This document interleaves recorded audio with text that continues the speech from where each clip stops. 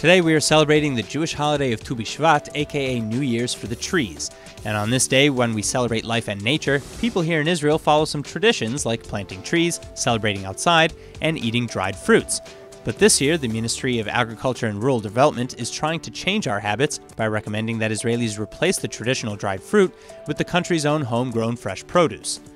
The holiday of Tu-Bishvat is celebrated every year on the 15th of the Hebrew month of Shevat, and it marks the season in which the earliest blooming trees in the Holy Land begin a new fruit-bearing cycle. And the tradition of eating dried fruits, which was kept until today, dates back to the 3rd century when it was harder to get fresh fruit here in Israel, and there was no technology available to keep it fresh.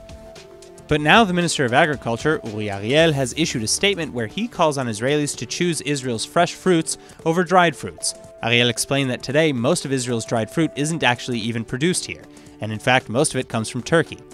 So the minister is trying to encourage Israelis to support the local farmers and the country's own agricultural industry, adding that, quote, farmers are today's pioneers, and Israel's agricultural produce is among the best in the world, end quote. But that's not all. Ariel also warned about the high sugar and coloring content of dried fruit, explaining that they have much lower nutritional value than fresh fruit anyway. Similarly, in an interview with Yeshiva World News, the Sephardic Rabbi Rav Mustafi seemed to agree with Ariel and also recently advised his congregants to cut their consumption of dried fruits. Again, mostly because they contain dangerous additives, including insecticides and even sulfur dioxide.